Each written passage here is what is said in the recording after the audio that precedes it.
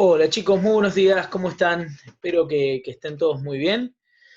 Y nada, sigamos con las clases de historia. Bueno, eh, antes de empezar les voy a comentar que el viernes que viene vamos a hacer una reunión por virtual, ¿sí?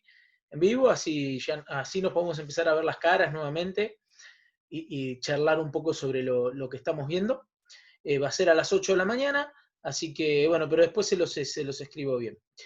Eh, bueno, continuemos. Estamos viendo cómo los cambios que se están dando en Europa, ¿sí? ¿Qué cambios? ¿Qué cambios se están dando en Europa? Bueno, los cambios que se están dando principalmente van a ser esta ruptura, ¿sí? De la familia de los Habsburgo, los Austrias, que venían teniendo ciertas políticas en materia de gobierno de España. Nos centramos en España más que todo porque es la parte de la colonia que estamos viendo ahora. Más adelante vamos a ver otros países. Pero bueno, eh, se terminan los Habsburgo. Dejan de gobernar España después de tanto tiempo de estar gobernando.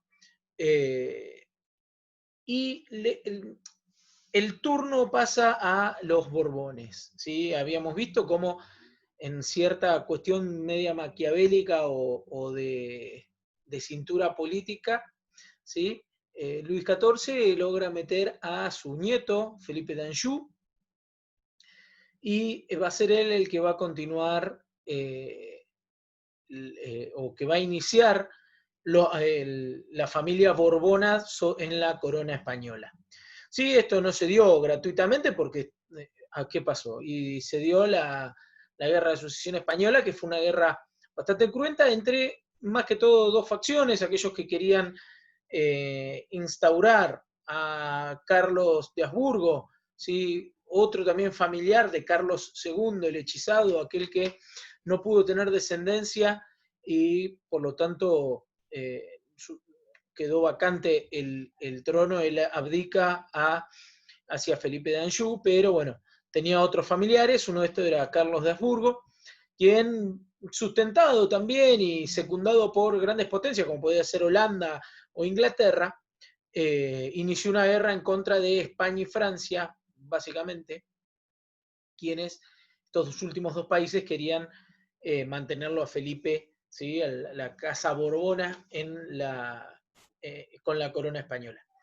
Esto se daba, también tenemos que reconocer que muchos de los países que bancaban a ciertos, o a Felipe o a Carlos de Habsburgo, era más por cuestiones políticas que por otra índole, que fue eso lo que terminó decantando esta guerra de sucesión española cuando se firma la paz de Utrecht y básicamente se postulan tres puntos importantísimos, que es, bueno, la pérdida de territorios, como por ejemplo la península de Gibraltar y algunos otros territorios a favor de Inglaterra, ¿sí?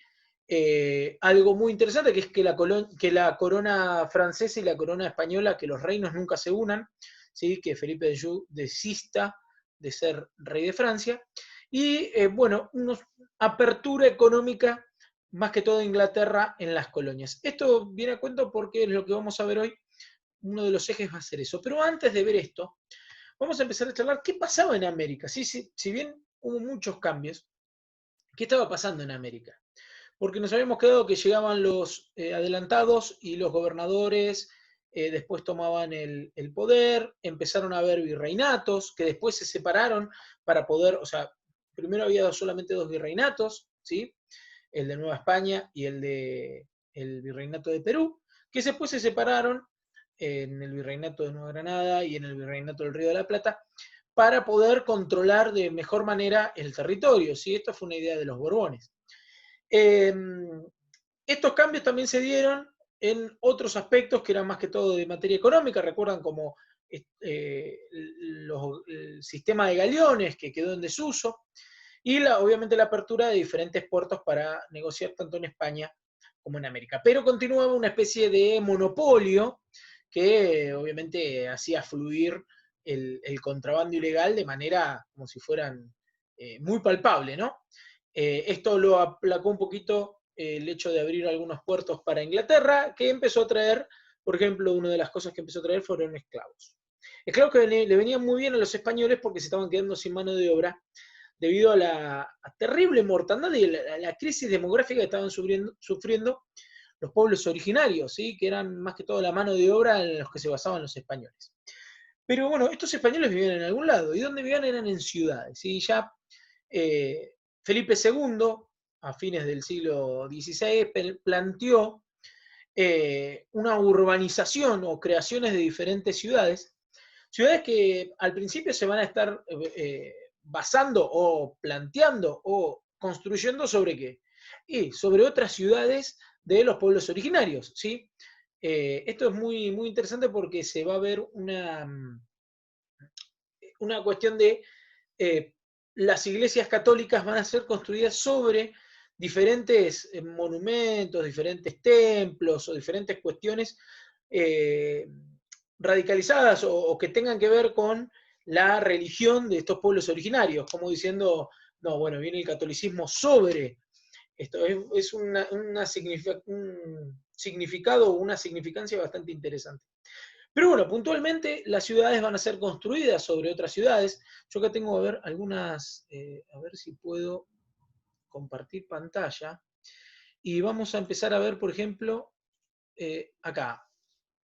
Acá lo que estamos viendo es, esto es parte de la Ciudad de México, ¿sí? Y acá estamos.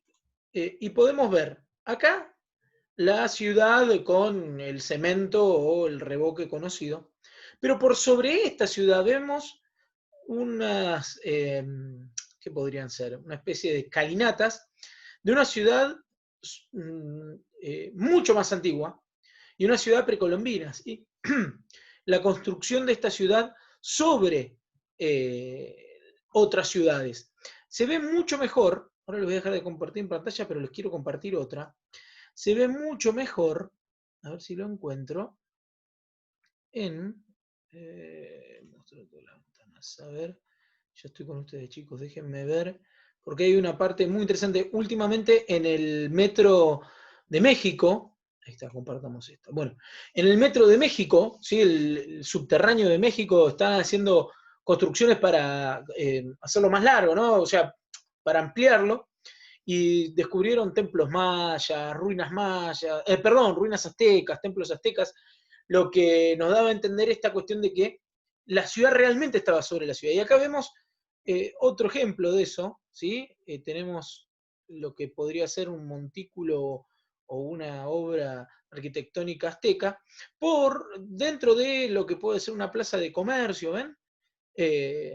Por lo tanto, eso nos da indicios de que las ciudades, también pasaba con los incas, ¿sí? Se pueden ver diferentes formas de construcción, donde en un lado estaban la construcción española y debajo estaba la construcción incaica. Esto también nos da a entender esta cuestión del español por sobre el indígena.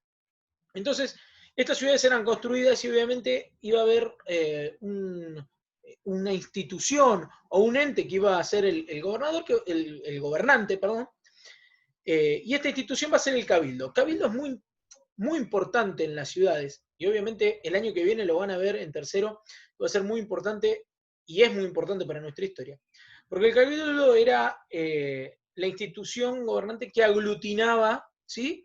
Un montón de cuestiones, desde las cuestiones judiciales, tanto penales como civiles, la cuestión económica, la de administración, la de educación, ¿sí? Las escuelas del rey, que eran escuelas o maestros que educaban, lo hacían y educaban a ciertas personas, no a todos, ¿no? Lo hacían en el cabildo, ¿sí? La administración. Y el cabildo va a estar cobijando, bueno, primero el cabildo, el poder que emana el cabildo viene directamente del Real Consejo de Indias, o sea que estamos hablando de una institución, como vimos, importantísima en España, que creaba las leyes que venían a las colonias, y obviamente este poder lo sustentaba mucho el cabildo. Y este cabildo cobijaba, no solo podía cobijar al intendente o intendentes, dependiendo de cuán grande sea la ciudad, sino también perdón, a los intendentes no, a los alcaldes, sino también a los regidores. Y la verdad que la separación entre poderes era, los alcaldes se dedicaban más que todo a las soluciones, a solucionar problemas judiciales, ¿sí? Problemas de disputa, y los regidores a todo lo que tenga que ver la administración, ¿sí? Así que bueno, como habíamos visto, las ciudades, acá siempre tengo mi anotador para ordenarme. Bueno, los cabildos, que era el centro de la autoridad, ¿sí? Eh, y esto de los alcaldes y los regidores. Este dato es muy curioso y muy interesante para entender cómo se gestaban. ¿Se acuerdan que hace un tiempo habíamos visto las castas y las diferencias de los estratos sociales? ¿Sí? Eh, y acá se ve mucho mejor en el cabildo. Los alcaldes y los regidores, su tiempo de ejercicio como tales, duraba un año y generalmente eran ellos mismos los que se iban, elegían a quienes los seguían, pero lo elegían en un grupo muy selecto y muy pequeño de personas que vivían en la ciudad, generalmente españoles o criollos de mucho poder, que eran los vecinos. Así se llamaban, los vecinos. Como nosotros tenemos vecinos, bueno, eran los vecinos, que eran terratenientes, que tenían cierto estatus social y económico y que se los veía capaces de poder gobernar o de poder ejercer esto de el rol de alcalde o de regidor. La verdad que es muy interesante verlo porque ya nos estamos viendo de una especie de élite gobernante que practicaba algo parecido a la aristocracia, si se quiere, ¿sí?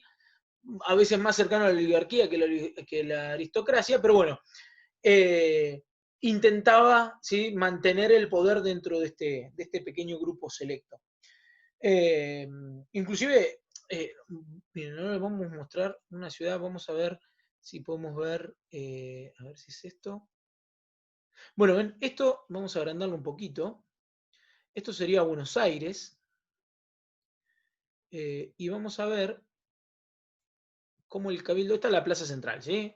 Acá es donde se daba, cada tanto venían a vender y obviamente se compraban, se hacían mercados, ¿sí? Acá tenemos el Cabildo. Por acá tendría que estar, o por acá tendría que estar el fuerte donde vivía, en el caso de Buenos Aires, vivía el virrey. En el caso de, qué sé yo, al cabildos de algún cabildo en Córdoba o algún cabildo en Salta, quizá viviera el gobernador, ¿sí? Y acá estos serían los vecinos, los que vivían por acá, que eran los que podían tener plata para poder gestar o gestionar un terreno y una casa cerca del cabildo, ¿sí? Esto sería una visión quizás más cercana al siglo XVIII que al siglo XVII, que es el que estamos viendo ahora, ¿sí? Pero bueno, era para que vean más o menos el rol central del cabildo. Eso lo van a ver mucho mejor el año que viene porque van a ver realmente el cabildo abierto, por ejemplo, cuando se abre la sociedad. Pero bueno, eh, yo lo quería mostrar más que todo esta cuestión de élite dentro de las ciudades españolas. Bueno, de las ciudades en general, ¿sí? Así que bueno, sigamos, vamos a seguir viendo esta cuestión de la economía. ¿Por qué nos vamos a centrar en la economía? Tenemos que pensar primero cómo fue evolucionando la visión de América o de las colonias americanas en España. En primera instancia, recordemos que la expansión ultramarina lo que buscaba era rutas de comercio mucho más directas entre Europa y lo que hoy conocemos como Asia, ¿sí? Japón, China, India, para conseguir diferentes bienes que en Europa no se conseguían y que realmente se necesitaban. En la visión de la expansión ultramarina, cuando llegan a América, primero creyendo que era Asia, pero después, cuando se dan cuenta, se intenta explorar, pero no para explorar el territorio en sí, sino para encontrar un paso, ¿sí? ¿Cómo un paso, dirán ustedes? Sí, un paso para lograr sortear esta masa terrestre, esta masa de tierra que era el continente, para poder llegar a donde realmente querían, que era Asia, ¿sí? América no estaba quizá tan en el ojo económico.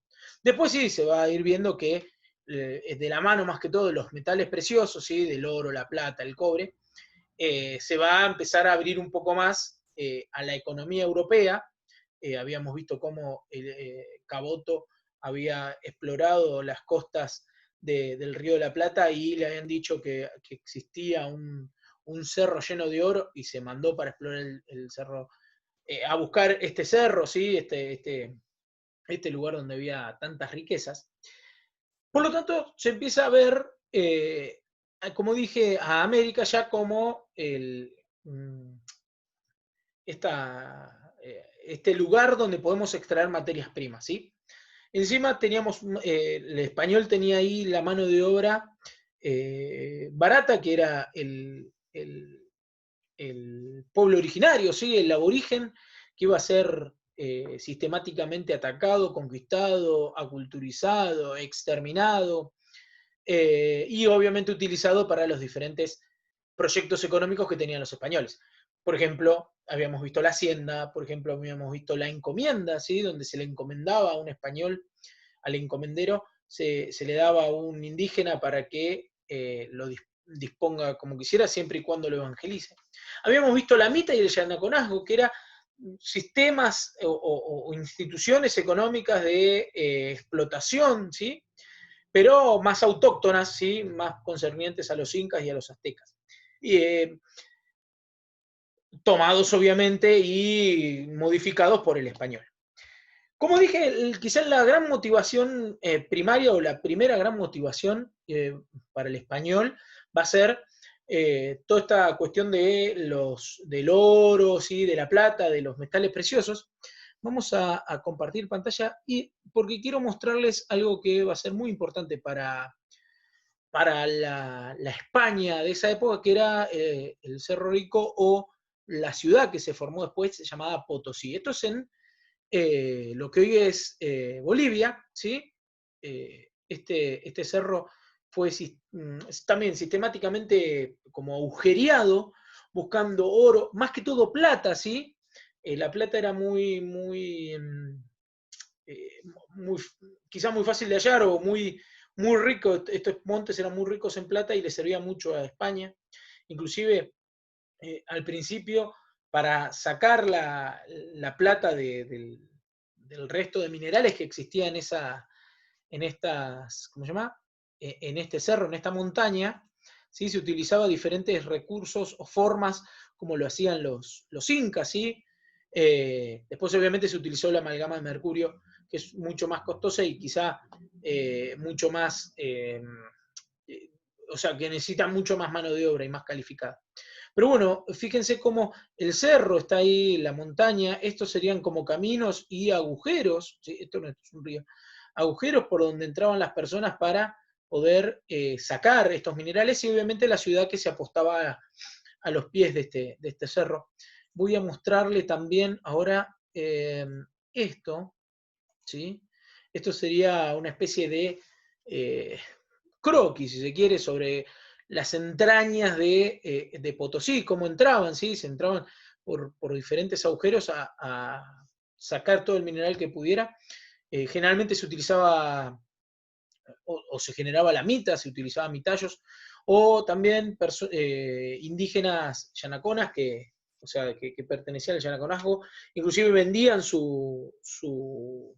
eh, su trabajo por un porcentaje, ¿sí? Hablando de porcentajes, todo esto que estamos viendo ahora de la cuestión económica eran utilizados o generados o impulsados por personas o entidades privadas, ¿sí? No necesariamente era la corona la que lo proponía o la que lo imponía, esto de sacar materiales o metales preciosos, y ahora vamos a ver diferentes plantaciones y monocultivos, sino que lo que hacía la corona es llevarse un quinto, ¿sí? Una quinta parte, un 20% de todo lo generado. Y eso sustentó a o a estos reyes que estuvimos viendo, ¿sí? Más que todo a los Austrias menores, lo sustentó económicamente para que pudieran tener esa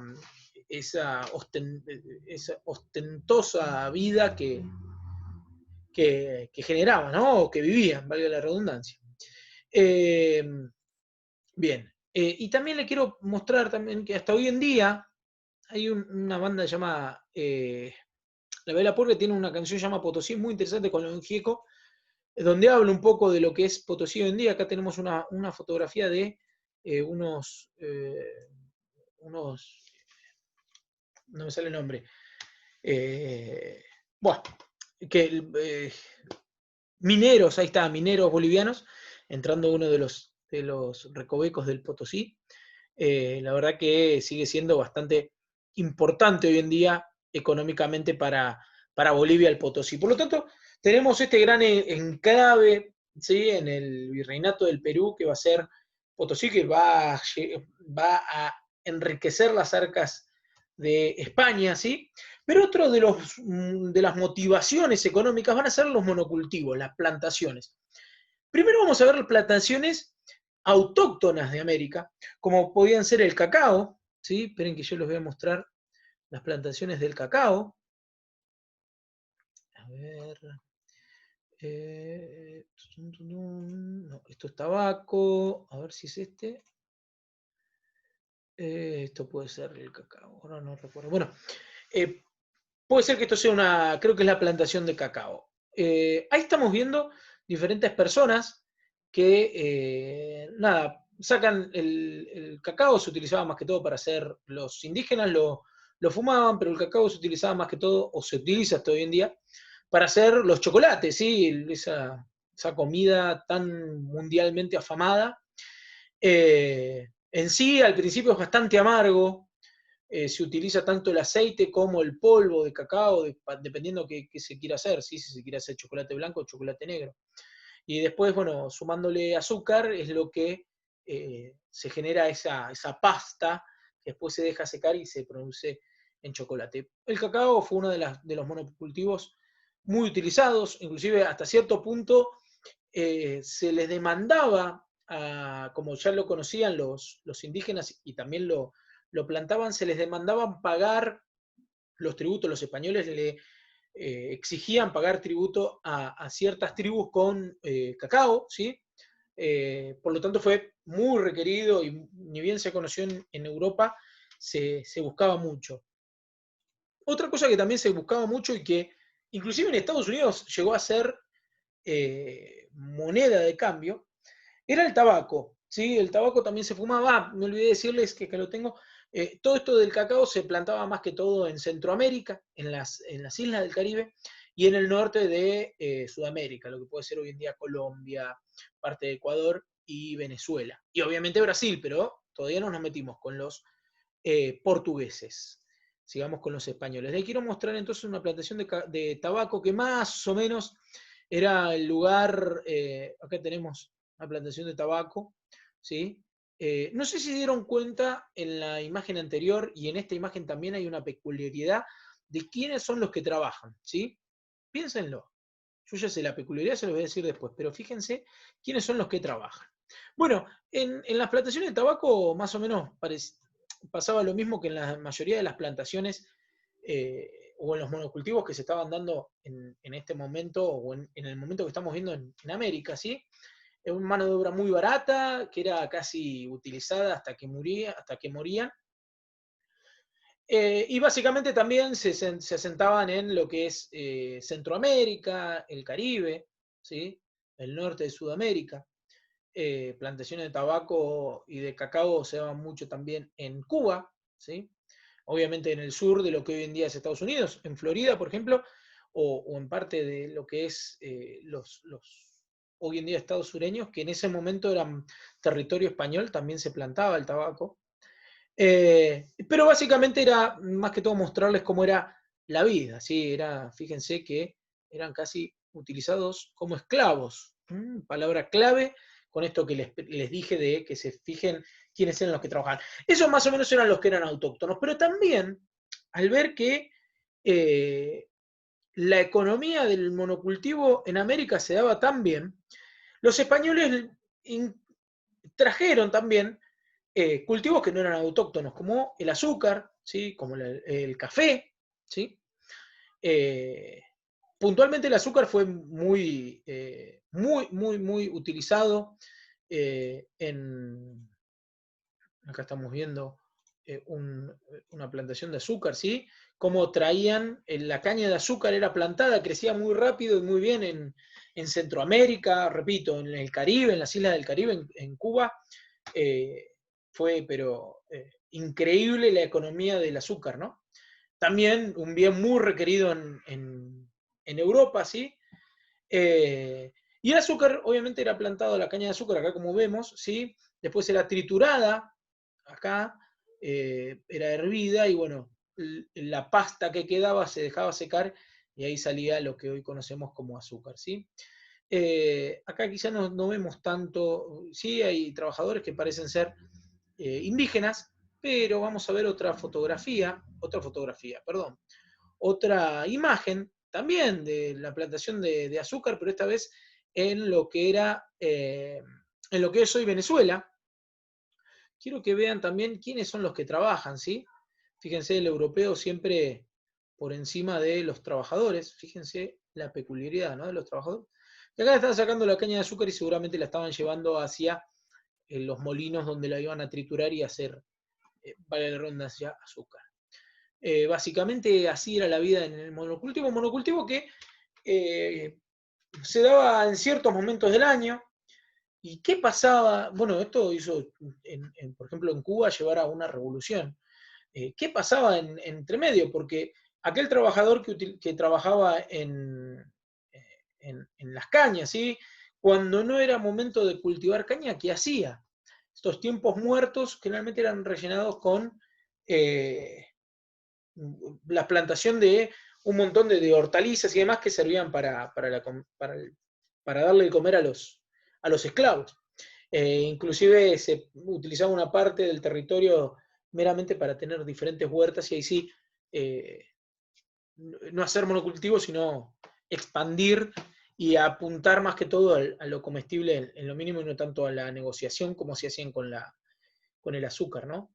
Eh, y además pensar un monocultivo como algo que al suelo lo dejaba muy débil, lo terminaba destruyendo. Y bueno, además del azúcar también había dicho el café que había venido desde, podemos ver sus inicios en el norte de África, o puede ser también en Medio Oriente, ¿sí? Había traído, también crecía muy rápido acá y era un bien muy preciado en Europa, por lo tanto la economía empezó a activarse desde ese punto de vista, ¿sí? Desde estos, tanto plantaciones o monocultivos, tanto desde cuestiones autóctonas como de cuestiones traídas, ¿sí? Exóticas que la verdad que crecían muy bien en territorio americano, en las colonias españolas. Obviamente ni hablar de lo que eran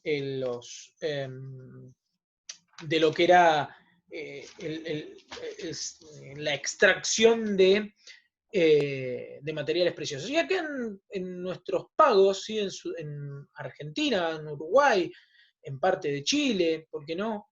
En el sur de Brasil, aunque estamos hablando ahora de los españoles, ¿no? Todavía no nos vamos a los brasileros, se empezó a dar algo que se llamaba vaquerías, ¿sí? Que esto traer especímenes desde el exterior hacia América Latina o hacia América, hacia las colonias españolas, hicieron que muchos de estas especies fueran muy exitosas. ¿Sí? El ganado cimarrón, el ganado que se soltó y que creció en las Pampas, por ejemplo, fue muy numeroso, y obviamente eso hizo de base a lo que va a ser después la cultura agropecuaria en lo que es Argentina hasta hoy en día, aunque ahora en cierto momento ganó mucho más el territorio, los granos y todo lo que tenga que ver con las plantas que en sí las vacas, ¿sí? Pero tenemos que pensar una Argentina, todavía ni siquiera Argentina, pero un territorio de lo que después va a ser Argentina en el siglo XVII, siglo XVIII, más vinculado con la exportación de cuero que con otra cosa. Esto también se daba, no solo se daba en las colonias, estuve hablando también de Brasil, se estaba dando en las colonias portuguesas. Las colonias portuguesas pasaban por ejemplo, del palo del Brasil, ¿sí? El árbol del Brasil es el que da el nombre al país vecino, el Brasil. Era un árbol que se utilizaba más que todo para lo que era, para hacer, no me sale el nombre, mesas, sillas, para hacer diferentes muebles, ¿sí? De muy buena calidad. barcos. Y después, de a poco, esta tala fue pasando, dando lugar a estos monocultivos, puntualmente el del café, que después en un futuro, en el siglo XIX, va a ser tan importante el café en Brasil, ¿sí? En la cuestión económica, lo mismo que el azúcar, ¿sí? Va a ser muy importante, inclusive se va a generar esto que se llama ingenio azucarero, que es si bien es un molino el ingenio, donde se trituraba el azúcar, va a ser una unidad económica muy importante en Brasil, ¿sí? Acá lo voy a compartir, ¿sí? Podría ser, esto es un ingenio azucarero, lo voy a agrandar para verlo un poco más, ¿sí? Básicamente estas unidades económicas eran muy importantes porque generaban mucha riqueza a quien lo tuviera, ¿sí? Por lo que veníamos planteando, ¿no? El azúcar, la caña de azúcar crece muy rápido, es un material muy noble porque se utiliza la mayoría de lo que se tritura y obviamente por la utilización de mano de obra barata. Mano de obra barata que ya Brasil, perdón, las colonias portuguesas utilizaban a los esclavos traídos desde África. Hablando de esclavos, porque nosotros estuvimos viendo diferentes imágenes de plantaciones, monocultivos en las colonias españolas, y había una peculiaridad, no sé si se dieron cuenta que la mayoría eran gente de raza africana más que de pueblos originarios. En un momento los pueblos originarios empezaron a mermar, ¿sí? A morir o a dejar de ser la mano de obra que esperaba el español. Y, oh casualidad, esta apertura, ¿se acuerdan que dijimos al principio de la clase de cómo los Borbones hacían la apertura, la gran apertura de Inglaterra la gran apertura a Inglaterra en los negocios de las colonias españolas, y empiezan a aparecer estos asientos de esclavos? Buenos Aires fue uno, ¿sí? Les voy a mostrar dónde más o menos quedaban. Había encontrado una imagen muy interesante. ¿Qué es esto? Primero vamos a ver esto que les quería compartir: asiento ajustado entre dos majestades. Está todo bien entre la majestad católica y la británica, hasta que esto acá. O sea, cómo Inglaterra y España empiezan a negociar, encargarse la compañía de Inglaterra la introducción de esclavos negros en la América española, por tiempo de 30 años, que empezará a correr el 1 de mayo del referente del debe ser 713, y cumplirán con tal día del 1700 y no se llega a leer. Por lo tanto, acá tenemos el primer texto donde nos dice que España va a aceptar esclavos como mano de obra barata porque las necesita, ¿sí? Y ahí sí vamos a aparecer, vamos a la próxima imagen que yo le quería mostrar, que es una especie de mapa donde nos muestra dónde venían más que todos los esclavos, ¿sí? De Senegal, Sierra Leona, del Congo, de Angola, ¿sí? Y a dónde iban a parar. Obviamente que muchos iban a parar a lo que es Estados Unidos, ¿sí? A lo que es Centroamérica, Sudamérica, y acá Buenos Aires también teníamos un pequeño, bueno, Brasil, teníamos, miren, acá tenemos Chile también como fuente de lo que es minería. Miren, acá se ve mucho mejor el azúcar, ¿sí? El café, ¿ven? Por acá estaría el Potosí, ¿sí? Acá ven en Centroamérica que se da mucho el café, el azúcar. El tabaco veo que lo pusieron acá, pero acá también puede haber tabaco. O sea, acá estamos viendo más que todo de dónde venían estos esclavos, que eran muchas veces casados, pero no casados de que me voy a casar con una mujer, sino casados de, como uno va a cazar un animal, en vez de matarlos, se los llevaban todas las familias y los traían para los asientos de esclavos que iban a estar acá. Les voy a mostrar otra imagen donde se va a ver los asientos de esclavos, cuáles eran más grandes, cuáles eran más pequeños. Acá tenemos diferentes asientos de esclavos, inclusive se va a ver, asientos de esclavos es lugares donde se vendían a los esclavos, ¿sí? Fíjense cómo en Brasil tenemos donde llevaban casi 2 millones de esclavos, en el Río de la Plata, si bien era pequeño, hay un contingente de 70.000 esclavos africanos que llegan a la Argentina, que son los que hoy en día varios antropólogos denominan, o sus descendientes, ¿sí? Denominan los afroargentinos de tronco colonialista o colonial, ¿sí? Porque sí, hoy en día varios, la, la sociedad o las personas de origen africano que hoy vemos quizá cuando vamos a calle 12 o lo que fuere, que son gente inmigrante, en realidad no son los únicos afrodescendientes o africanos que existen en la Argentina, sino también hubo muchos que vivieron y que existieron, ¿sí? Y que todavía sus raíces, si bien en cierto punto se ve como mermó mucho demográficamente los afrodescendientes en Argentina, sí siguen existiendo. Fíjense en Centroamérica como también hay bastantes, ¿sí? Eh, por lo tanto, acá empezamos a ver los asientos en la colonia, si bien esto es colonia portuguesa y vemos un gran número de esclavos en la colonia portuguesa, también se ven las colonias eh, españolas, ¿sí? Aunque también aquí hay algunas colonias francesas, inglesas y holandesas, pero eso lo vamos a ver más tarde. Por lo tanto, estamos viendo cómo empieza a incrementarse la mano de obra negra, esclava, en las colonias españolas, y por eso esas imágenes que veíamos más gente de color, gente africana, ¿sí? Los que podríamos llamar como negros, en contrapartida de los pueblos originarios, ¿sí? Que ya estaban en plena decadencia. También les quiero mostrar, pero a modo de ilustración, cómo venían los esclavos, ¿sí? Esto es terrible.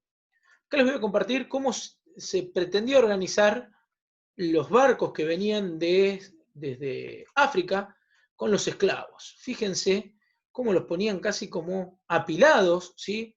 Como si fueran un Tetris, una locura. Cómo traían los esclavos para poder traer mucho más y los veían más como bienes, como decir, bueno, ¿cuántos kilos de papa llevamos? Si llevemos 5, si lo acomodamos bien, parecía lo mismo con los esclavos. La verdad era muy terrible. Inclusive había casos donde eh, se hacía hundir barcos para cobrar los seguros, pero hundir barcos quería decir que un montón de personas, como estamos viendo ahí, iban a morir de una de las formas más terribles que es ahogado. Pero bueno, quería mostrarles cómo se daba, ¿no? Esto de la mano de obra esclava también en las colonias, en las colonias españolas, y cómo se daba esto de la economía y los monocultivos, ¿sí? Así que bueno, vamos a dejar por acá. Tenía ganas también de seguir con la cuestión de los diferentes colonias que se van a encontrar en América, que eso dentro de mucho tiempo, o sea, el año que viene lo van a ver, pero en el tiempo que estamos viendo ahora, ahora supongamos 16, 17, después siglo 18 y 19, vamos a ver cómo se va a gestar realmente la sociedad, la cultura latinoamericana. Pero bueno, por ahora los dejo tranquilos. Y bueno, recuerden que el viernes que viene vamos a tener una clase sincrónica. A las 8 de la mañana, tempranito, pero bueno, vamos a vernos un poco en la cara, podemos charlar y quizá las dudas que tengan las evacuamos. Así que bueno, chicos, les mando un saludo enorme y que tengan muy buen día. Hasta luego.